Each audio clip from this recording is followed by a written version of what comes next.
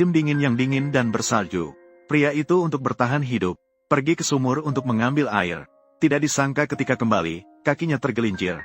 Dia jatuh berat di atas permukaan es. Tubuhnya yang kurus hampir saja patah beberapa tulang rusuk. Air yang diambil dengan susah payah tumpah di lantai. Yang membuatnya putus asa adalah, dalam sekejap mata, air segera membeku menjadi es. Ember juga membeku dengan kuat. Tidak peduli seberapa keras pria itu mencoba, tidak bisa ditarik keluar. Akhirnya pria itu menggulung lengan bajunya. Menggunakan semua tenaganya. Ember tetap tidak bergerak sedikit pun. Saat pria itu tidak tahu harus bagaimana, anjing peliharaan di rumah tiba-tiba menggonggong. Terlihat seorang biksu berjalan di atas es dengan telanjang kaki. Pria itu tiba-tiba merasa sangat heran. Suhu di bawah 0 derajat.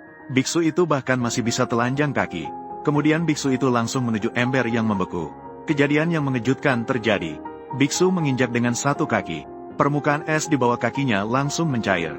Pria itu yakin biksu pasti seorang biksu yang mulia. Kemudian, ember yang membeku juga langsung mencair. Pria itu langsung berseru, sungguh luar biasa. Ternyata pria itu adalah pemilik satu-satunya tavern di daerah seluas 100 li. Pemilik tavern tunggal. Pria itu segera mengundang biksu ke tavernnya. Tuan, silakan masuk.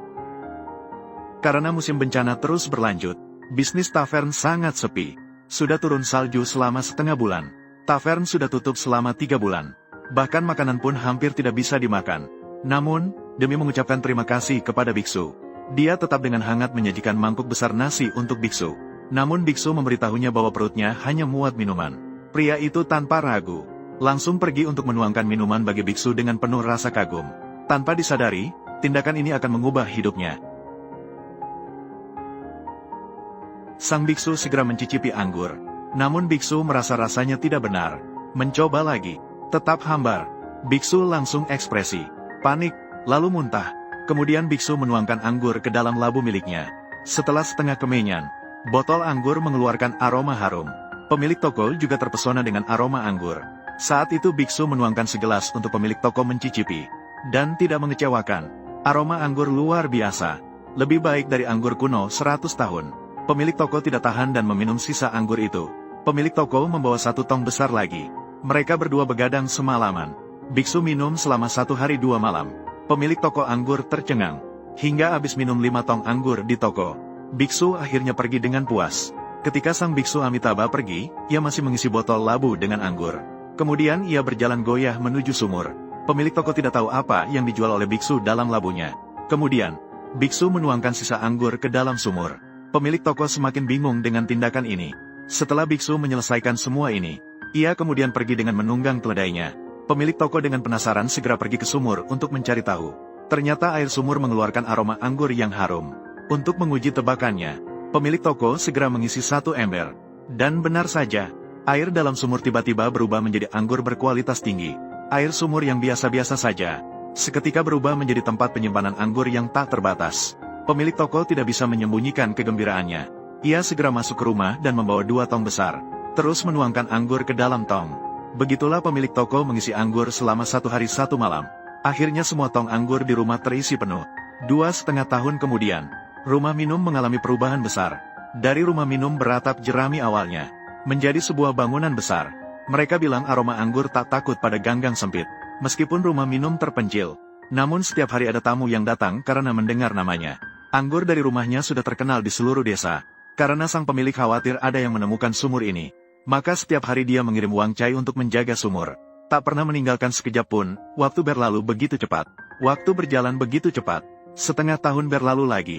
Tiba-tiba malam ini, rumah minum yang sudah tutup tiba-tiba kedengaran suara ketukan pintu. Sang pemilik membuka pintu dan melihat. Ternyata itu adalah biksu dari 3 tahun yang lalu.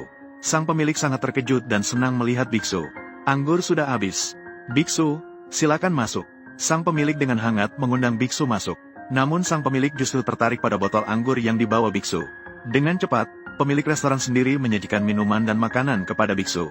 Sejak biksu masuk, matanya tidak pernah beranjak dari botol minuman. Bahkan minuman sudah tumpah dan mengotori meja. Akhirnya hanya bisa tersenyum malu. Tanpa disadari, biksu bukanlah orang biasa. Bagaimana mungkin tidak menyadari tipu daya pemilik restoran ini? Namun biksu tidak mengungkapkan kecurigaannya. Awalnya ingin memberi kesempatan kedua kepada pemilik restoran. Biksu terus minum minumannya seolah tak ada yang terjadi. Namun pemilik restoran terus menuangkan minuman untuk biksu. Berusaha membuat biksu mabuk. Setelah 99 mangkuk diminum, memang, biksu sudah mabuk. Sampai larut malam, keledai biksu terus mengeluarkan suara.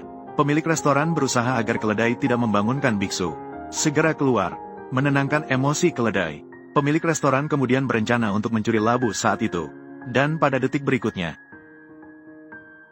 sang biksu pura-pura tertidur lagi. Pemilik toko yang bersembunyi di samping meja melihat kesempatan. Segera mengambil labu. Tanpa disadari, biksu melihat semuanya. Kemudian, pemilik toko kemudian mengeluarkan labu palsu yang sudah disiapkannya. Menukar dengan curang. Pada saat itu langit sudah mulai terang sedikit. Pemilik taverna masih berpura-pura baik hati. Menyiapkan kantong makanan kering untuk keledai. Kemudian dengan hati-hati membantu biksu ke pintu. Tujuannya adalah agar saat biksu belum sadar, mengirimkan biksu pergi. Untuk menghindari masalah di kemudian hari. Setelah dia mengirim biksu naik ke keledai, ekspresi wajahnya tidak bisa menyembunyikan kebahagiaan. Berpikir bahwa dia telah mendapatkan harta karun besar.